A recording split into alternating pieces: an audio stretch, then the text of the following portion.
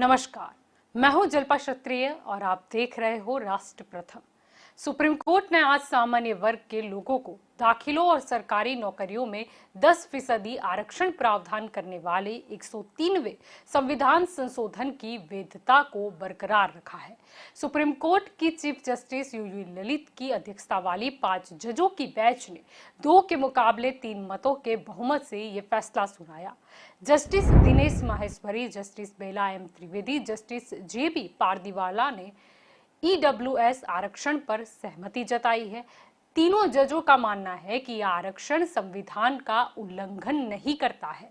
फैसला सुनाते हुए तीनों जजों ने यह भी माना कि ईडब्ल्यूएस आरक्षण 50% आरक्षण की सीमा का उल्लंघन नहीं करता है और वहीं सीजेआई जस्टिस यूयू ललित व जस्टिस रविंद्र भट्ट ने इस पर असहमति जाहिर की।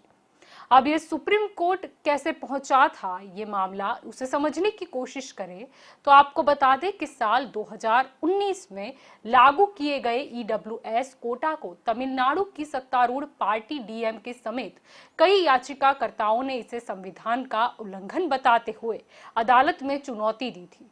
देश के कई हिस्सों में इस मुद्दे पर याचिकाएं दायर की गई थी। इसके बाद केंद्र सरकार के अनुरोध पर सभी याचिकाओं को एक साथ सुप्रीम कोर्ट में सुनने का निर्णय लिया गया। इसके लिए साल 2022 में संविधान पीठ का गठन हुआ और 13 सितंबर को chief justice UU Lalit, justice Dinesh Maheshwari, justice Ravindra Bhat, justice Bela M Trivedi और जस्टिस जेबी पाद्रीवाला की संविधान पीठ ने सुनवाई शुरू कर दी थी।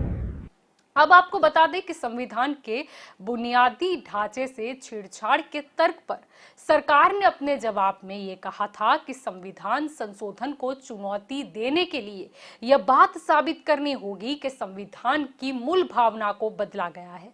सामाजिक न्याय और अधिकारिता मंत्रालय ने कहा कि संविधान का अनुच्छेद 46 के तहत राज्य के नीति निर्देशक सिद्धांतों का एक हिस्सा है जिसे चुनौती नहीं दी जा सकती।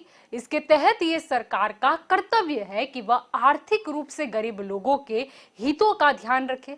सरकार को आर्थिक रूप से कमजोर वर्गों के हितों और शैक्षणिक हितों की रक्षा करनी भी है। वहीं पिछड़े वर्गों को सामाजिक न्याय मिले, ये भी सरकार की जिम्मेदारी है। तो सुप्रीम कोर्ट ने आज अहम फैसला सुनाया है। इसे अगर 10 पॉइंट में समझने की कोशिश करें तो सबसे पहले कि सुप्रीम कोर्ट ने दाखिलों और सरकारी नौकरियों में आर्थिक रूप से कमजोर वर्ग के लिए 10% आरक्षण का प्रावधान करने वाले 103वें संविधान संशोधन की वैधता को 2 के मुकाबले 3 मतों के बहुमत से बरकरार रखा है। सुप्रीम कोर्ट ने अपने फैसले में कहा कि ईडब्ल्यूएस आरक्षण संविधान के बुनियादी ढांचे का उल्लंघन नहीं करता। चीफ जस्टिस यूयू ललित और जस्टिस रविंद्र भट्ट ने सामान्य वर्ग में आर्थिक रूप से कमजोर लोगों को 10% आरक्षण दिए जाने के खिलाफ फैसला सुनाया है, जबकि जस्टिस दिनेश माहेश्वरी, जस्टिस बेला त्रिवेदी और जस्टिस जेबी पारदीवाला ने पक्ष में फैसला सुनाया। सुनवाई की शुरुआत में चीफ जस्टिस यूयू ललित ने कहा कि ईडब्ल्यूएस आरक्षण को चुनौती देने वाली याचिकाओं पर 4 विभिन्न फैसले हैं। ईडब्ल्यूएस आरक्षण को चुनौती देने वाली याचिकाओं पर अपना फैसला पढ़ते हुए जस्टिस दिनेश माहेश्वरी ने कहा कि 103वें संविधान संशोधन को संविधान के मूल ढांचे को भंग करने वाला नहीं कहा जा सकता। जस्टिस बेला एम त्रिवेदी ने अपने फैसले में कहा कि 103वें संविधान संशोधन को भेदभाव के आधार पर रद्द नहीं किया जा सकता। इसके बाद जस्टिस जेबी पारदीवाला ने भी जस्टिस दिनेश माहेश्वरी और जस्टिस बेला त्रिवेदी के विचारों से सहमति जताई और संशोधन की वैधता को बरकरार रखा। जस्टिस एस रविंद्र भट्ट ने अपना अल्पमत का विचार व्यक्त करते हुए ईडब्ल्यूएस आरक्षण संबंधी संविधान संशोधन पर असहमति जताई और उसे रद्द कर दिया। चीफ जस्टिस यूयू ललित ने जस्टिस रविंद्र भट्ट के विचार से सहमति व्यक्त की। सीजेआई यूयू ललित ने भी आर्थिक आधार पर सामान्य वर्ग के लोगों को आरक्षण देने के फैसले को जो है वो खिलाफ समझा और उसने ये भी कहा कि एससी, एसटी और ओबीसी समुदाय को आर्थिक आधार पर आरक्षण से बाहर रखना भेदभावपूर्ण है। सुप्रीम कोर्ट की चीफ जस्टिस यूयू ललित की अध्यक्षता वाली 5 जजों की बेंच ने 2 के मुकाबले 3 मतों के बहुमत से यह फैसला सुनाया और इस लिहाज से यह फैसला 3-2 के बहुमत से ही माना जाएगा। अब आपको ये भी बता देते हैं कि ईडब्ल्यूएस आरक्षण पर कानून क्या है। अगर शुरुआत से ही चर्चा करें तो भारतीय संविधान में 103वां संशोधन करके साल 2019 में सरकार ने अनुच्छेद 15(6) और 16(6) को जोड़ा था। इसके तहत उच्च शिक्षण संस्थानों में पिछड़े वर्गों, अनुसूचित जाति, अनुसूचित जनजाति और सरकारी नौकरियों में प्रारंभिक भर्ती के दौरान गरीबी रेखा से नीचे जीवन यापन करने वाले सवर्णों को भी 10% आरक्षण दिया जाएगा। इसके पीछे सरकार का मकसद था कि आर्थिक रूप से पिछड़े लोगों को भी आरक्षण का लाभ मिल सकेगा। आर्थिक रूप से पिछड़े लोगों का पहचान जो है वो उनकी जमीन और वार्षिक आय के आधार पर ही होगी। अज्ञातों के अनुच्छेद 15 धर्म, मूलवंश, जाति, लिंग और जन्म स्थान के आधार पर किसी भी तरह के भेदभाव को रोकता है। तो वही अनुच्छेद 16 के तहत सभी को रोजगार के समान अवसर देने की बात कही गई है।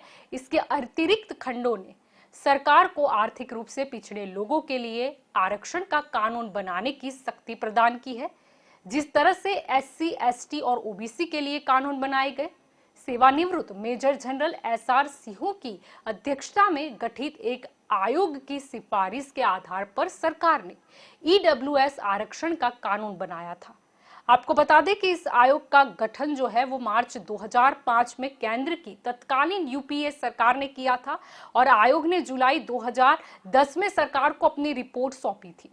सिन्हा आयोग ने सिफारिश की थी कि समय समय पर अधिसूचित सामान्य श्रेणी के सभी गरीबी रेखा से नीचे रहने वाले परिवारों और वह परिवार जिनकी सभी स्रोतों से होने वाली पारिवारिक आय कर सीमा से कम हो, उनको आर्थिक रूप से पिछड़े वर्ग रूप में चिन्हित किया जाना चाहिए।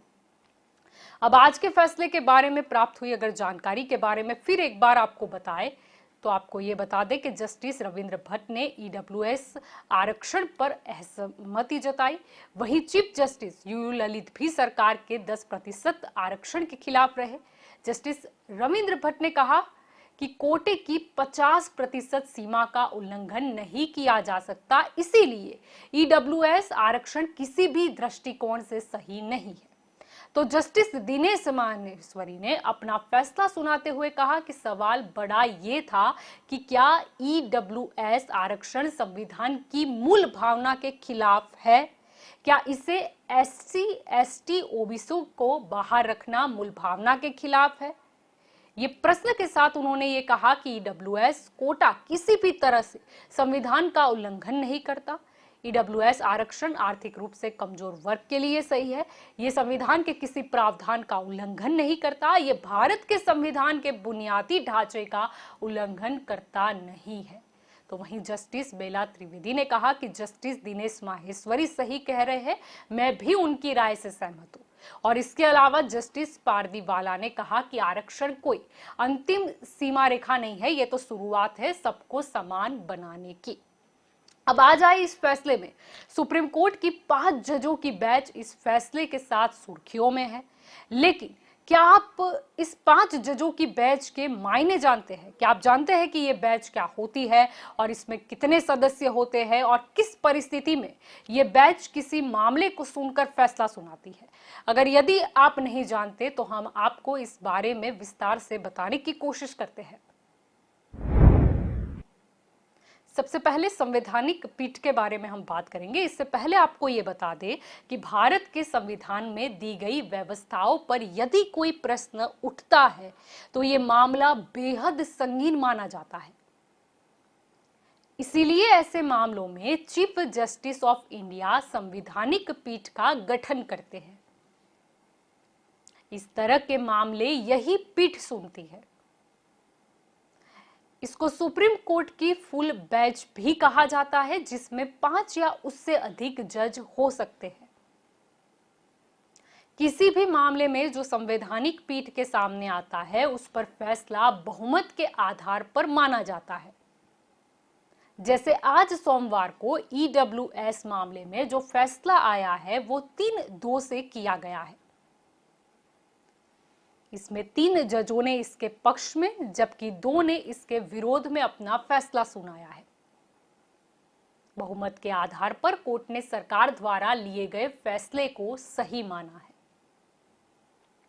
इसके अलावा भी आपको बता दें कि इस तरह की संवैधानिक पीठ का गठन नियमित नहीं होता है। सुप्रीम कोर्ट में आने वाले अधिकतर मामलों में डिवीजन बेंच बनाई जाती है जिसमें 2 जज होते हैं। इनमें कभी-कभी 3 जजों की बेंच भी होती है। भारतीय संविधान में किसी भी संवैधानिक पीठ के गठन को लेकर जो व्यवस्था दी गई है उसका जिक्र अनुच्छेद 145(3) में स्पष्ट किया गया है। इसमें कहा गया है कि अनुच्छेद 143 के तहत किसी मामले की सुनवाई के उद्देश्य से कानून के एक महत्वपूर्ण प्रश्न से जुड़े किसी भी मामले के निर्णयन के उद्देश्य से शामिल होने वाले न्यायाधीशों की न्यूनतम संख्या 5 होगी। सामान्य भाषा में कहे तो जब किसी मामले में 2 जजों की बेंच का फैसला परस्पर विरोधी होता है तो सुप्रीम कोर्ट इस स्थिति में तीसरे जज की नियुक्ति करता है।